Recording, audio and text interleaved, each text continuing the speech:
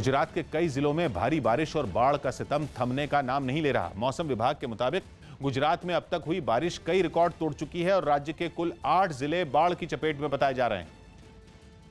और इनमें कच्छ सबसे ज्यादा प्रभावित है, जहां बाढ़ का सितम लगातार बढ़ता जा रहा है। जिले से सामने आई एक तस्वीर में तो एक गाड़ी पानी के तेज बहाव के बीच फंसी दिखी। गाड़ी में 5 लोग बैठे थे, जिन्हें किनारे खड़े लोगों ने वक्त रहते बचा लिया। कच्छ की तरह पोरबंदर में भी हालात काफी बिगड़ गए। वहां से सामने आए एक वीडियो में एक आदमी को सैलाब के बीच फंसे हुए देखा गया। किनारे खड़े लोगों ने उसे एक जगह पर रुकने के लिए भी समझाया, पर उसने तैर कर अपनी जान बचाने की कोशिश की और इस कोशिश में बाढ़ उसे अपने साथ बहाकर ले गई।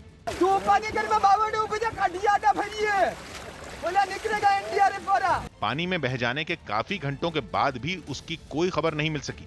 द्वारका जिले के भानवड से सामने आई एक तस्वीर में तो कई झोपड़ियां बाढ़ की भेंट चढ़ गईं। इसी तरह कच्छ के मांडवी में सिकुड़ चुकी एक नदी भारी बारिश के बाद खतरनाक हो गई।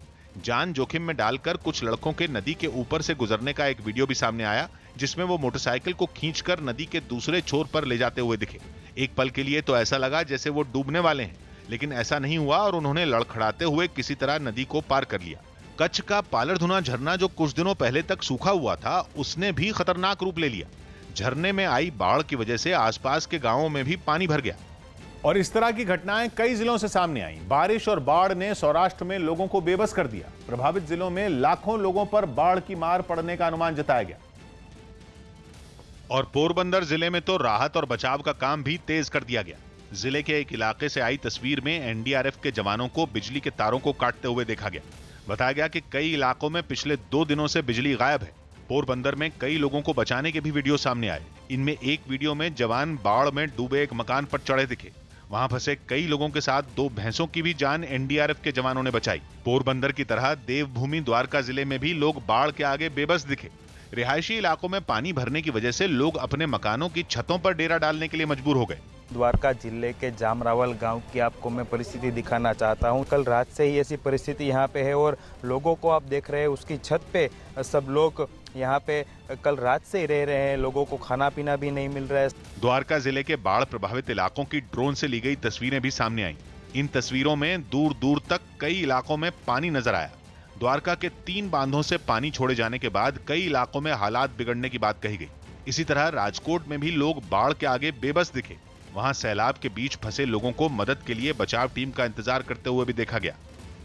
और इस तरह के हालात कई जिलों में बने रहे। बताया जा रहा है कि गुजरात के सौराष्ट्र में आई बाढ़ से अब तक 2 लाख से ज्यादा लोग प्रभावित हो चुके हैं। इसके अलावा कुल 8 जिले भारी बारिश और बाढ़ से प्रभावित बताए जा रहे हैं। यही नहीं, मौसम विभाग के मुताबिक सौराष्ट्र में सीजन की औसत बारिश का 1/4 से ज्यादा पानी पिछले 2 दिनों में ही बरस चुका है और अनुमान है कि अगले 24 घंटे तक सौराष्ट्र पर मुसीबत के बादल ऐसे ही छाए रहेंगे। न्यूनतम समर्थन मूल्य पर लक्ष्य से ज्यादा चने की सरकारी खरीद की मांग को लेकर राजस्थान के किसानों ने जयपुर के पास नेशनल हाईवे पर धरना दे दिया। किसानों की नाराजगी केंद्र सरकार से। राष्ट्रीय किसान महापंचायत की अपील पर करीब 200 किसान राजस्थान के दूदू से दिल्ली के लिए निकले थे, लेकिन जयपुर के पास महिला में पुलिस ने उन्हें आगे बढ़ने से रोक दिया। तो किसान नेशनल हाईवे के किनारे ही धरने पर बैठ गए। इसके बाद तो ट्रैक्टर मंच में बदल गया और उनके नेता वहीं से किसानों तक अपनी बात पहुंचाते नजर आए। किसान डटे रहेंगे जब तक उनकी चने की खरीद शुरू होने की बात नहीं हो जाए। बीच बीच में नारेबाजी से किसानों का हौसला बढ़ाया जाता रहा। किसानों को दिल्ली जाने से रोकने पर किसान नेता रामपाल जाट ने वहीं अनशन शुरू कर दिया। उन्होंने सरकार से वादे के मुताबिक पूरी फसल समर्थन मूल्य पर खरीदने की अपील की। केंद्र सरकार सदा कहती है न्यूनतम समर्थन मूल्य हमारी गारंटी है, तो उनकी गारंटी को पूरा करें। भारत और अमेरिका से तनातनी के बीच चीन ने तिब्बत में एक बार फिर सैन्य अभ्यास किया। चीन के एक सरकारी न्यूज चैनल ने करीब 15,000 फीट की ऊंचाई पर की गई इस ड्रिल का वीडियो जारी किया, जिसमें चीन इस इलाके में अपने तोपखाने की ताकत परखता नजर आया। इसके लिए चीन के सैनिक ट्रकों के जरिए तिब्बत के एक पहाड़ी इलाके में पहुंचे और तोपों के साथ अभ्यास शुरू किया। अभ्यास के दौरान रॉकेट लॉन्चरों से धुआंधार रॉकेट दागे गए, जिसके बाद वहां धुएं का गुबार उठता नजर आया। वहां मौजूद छोटी और बड़ी तोपों से भी दुश्मन के इलाके पर हमले का अभ्यास किया गया। ताबड़तोड़ गोलाबारी की वजह से पूरा इलाका धूल और धुएं के गुबार से ढक गया। चीन तिब्बत में एलएसी के करीब वाले इलाकों में लगातार अपनी तैनाती बढ़ा रहा है, जिसमें उसकी तोपें भी शामिल हैं। गृह मंत्रालय ने गांधी परिवार से जुड़े 3 ट्रस्टों की जांच के लिए मिनिस्टेरियल कमेटी का गठन किया। यह कमेटी राजीव गांधी फाउंडेशन की जांच भी करेगी, जिसकी अध्यक्ष सोनिया गांधी। राजीव गांधी फाउंडेशन पर कुछ दिन पहले ही केंद्र सरकार ने चीनी दूतावास से पैसे लेने का आरोप लगाया था। इसके अलावा राजीव गांधी चैरिटेबल ट्रस्ट और इंदिरा गांधी मेमोरियल ट्रस्ट की जांच का जिम्मा भी इस कमेटी को दिया गया और इन दोनों ट्रस्टों में भी गांधी परिवार के सदस्य अहम पदों पर हैं। गांधी परिवार से जुड़े तीनों ट्रस्टों की जांच मनी लॉन्ड्रिंग एक्ट के तहत की जाएगी, जिसे कांग्रेस ने केंद्र सरकार की तरफ से बदले की भावना से उठाया गया कदम बताया। भारतीय जनता पार्टी ये संदेश देना चाहती है कि हमसे अगर सवाल पूछोगे तो हम उसका उत्तर सत्ता बल, बाहुबल और धनबल के जरिए से देंगे। कांग्रेस के आरोपों पर पलटवार करने में बीजेपी ने भी देर नहीं लगाई। बीजेपी ने गांधी परिवार से जुड़े 3 ट्रस्टों की जांच के लिए बनाई गई कमेटी को सही ठहराया। अगर पॉलिटिकली होता तो क्या 6 साल तक रुकते? सरकार में आने के बाद पहले घंटे में फाइल कर सकते। इसलिए 6 साल के बाद भी आप हमारे प्रतिबद्धता को आप प्रश्न कर रहे हैं, तो मुझे पूरी जनता जानती है। सर्बिया की राजधानी बेलग्रेड में दोबारा लॉकडाउन लागू करने के फैसले के खिलाफ प्रदर्शन कर रहे लोगों और पुलिस के बीच झड़प हो गई। वहां कोरोना के नए मरीजों की तादाद बढ़ती देख सरकार ने दोबारा लॉकडाउन लागू करने का फैसला लिया। लेकिन सरकार के इस फैसले के खिलाफ सैकड़ों लोग सड़कों पर उतर आए और प्रदर्शन शुरू कर दिया। गुस्साए लोगों ने वहां की संसद को घेर लिया और उसके अंदर घुसने की कोशिश की।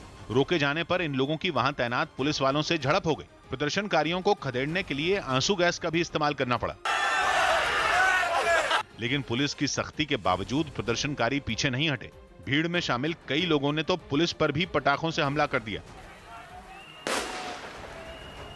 हालात बिगड़ते देख पुलिस के घुड़सवार दस्ते को भी वहां तैनात किया गया, जिन्होंने लोगों को पीछे खदेड़ दिया।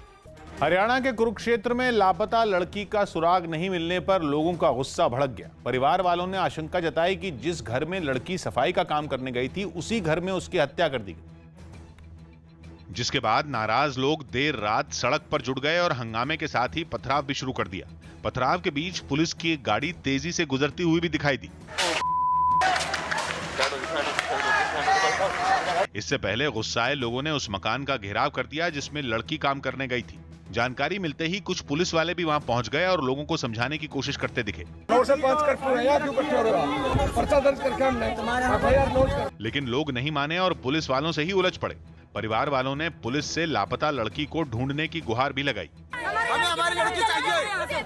हालात बिगड़ते देख पुलिस वालों ने भी सख्ती बरती और डंडे लेकर हंगामा कर रहे लोगों को खदेड़ना शुरू कर दिया। कई घंटों तक वहां की सड़कों पर इसी तरह हंगामा बरपा रहा। पुलिस के बड़े अधिकारियों के आने के बाद किसी तरह मामले को शांत कराया गया। केंद्रीय कैबिनेट ने शहरी गरीबों को किफायती दर पर किराए के मकान देने की योजना को मंजूरी दे दी। मोदी सरकार के इस फैसले के तहत शहरी गरीबों को सस्ते किराए पर मकान दिए जाएंगे, जिसका सीधा फायदा 3 लाख गरीब लोगों को मिलेगा। इस योजना के लिए खाली पड़े सरकारी फ्लैटों का भी इस्तेमाल किया जाएगा। सरकार ने इसके लिए 600 करोड़ रुपए की मंजूरी भी दे दी। कुछ दिन पहले ही वित्त मंत्री निर्मला सीतारामन ने इसका ऐलान किया था। दक्षिण अमेरिकी देश कोलंबिया के मेडियन शहर में कोरोना संकट में एक कुत्ता अपने मालिक का मददगार बन गया। महामारी के बीच मालिक की दुकान चलती रहे और मोहल्ले के लोगों को खाने पीने का सामान खरीदने के लिए घरों से भी ना निकलना पड़े, इसके लिए ये कुत्ता उनके घरों तक सामान की डिलीवरी कर रहा है। और इसके लिए मुंह में एक टोकरी में सामान लिए इरोस नाम का यह कुत्ता काम पर निकलता नजर आया। गली गली दौड़ते हुए कुत्ता बिना किसी दिक्कत के ग्राहक के घर तक पहुंच गया। मजेदार बात यह है कि यह कुत्ता फ्री में डिलीवरी नहीं करता। डिलीवरी पाने वाले ग्राहक टिप के तौर पर इसे इसकी पसंद की चीजें खिलाते हैं। कुत्ता पढ़ना नहीं जानता, लेकिन फिर भी ये कभी रास्ता नहीं भटकता। इतना ही नहीं, ये हर किसी को डिलीवरी भी नहीं करता। कुत्ते की मालकिन ने बताया कि कुछ चुनिंदा ग्राहक जो कुत्ते को खाने की चीजें देते हैं, कुत्ता उनका नाम जानता है और सिर्फ उन्हीं के घर डिलीवरी करने जाता है। शुरुआत में कुत्ता मालकिन के साथ ग्राहकों के घरों तक जाता था, फिर उसने अकेले सामान पहुंचाना शुरू कर दिया।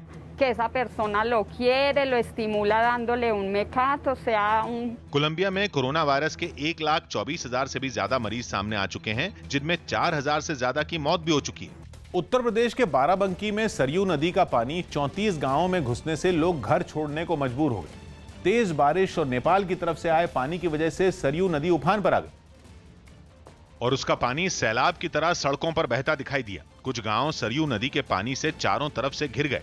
खेतों में लगी फसलें डूब गईं। कई लोग अपना जरूरी सामान लेकर गांव से सुरक्षित ठिकानों की तलाश में ट्रैक्टर से निकल पड़े, जबकि कुछ लोग पैदल ही सड़कों पर बहते पानी को पार करते दिखे। हालात बिगड़ते देख प्रशासन की टीम भी उन इलाकों में पहुंची जहां सैलाब लोगों की परेशानी का सबब बना हुआ है। टीम के लोगों ने बाढ़ का मुआयना किया और फिर पानी से घिरे लोगों को ऊंची जगहों पर पहुंचाने में मदद की। रास्ते हैं वहाँ पे भी पानी आ गया है, लेकिन आबादी अभी हमारी पूरी सुरक्षित है। अमेरिका ने विदेशी छात्रों को वीजा जारी न करने से जुड़े नियमों में थोड़ा बदलाव किया। 2 दिन पहले ही अमेरिका ने विदेशी छात्रों को वीजा जारी करने पर प्रतिबंध लगा दिया था, लेकिन अब अमेरिका ने कुछ शर्तों के साथ नियमों में थोड़ा बदलाव कर दिया, जिससे वहां रहने वाले भारत के छात्रों को राहत मिलेगी और वो कुछ समय के लिए अपनी पढ़ाई जारी रख सकेंगे।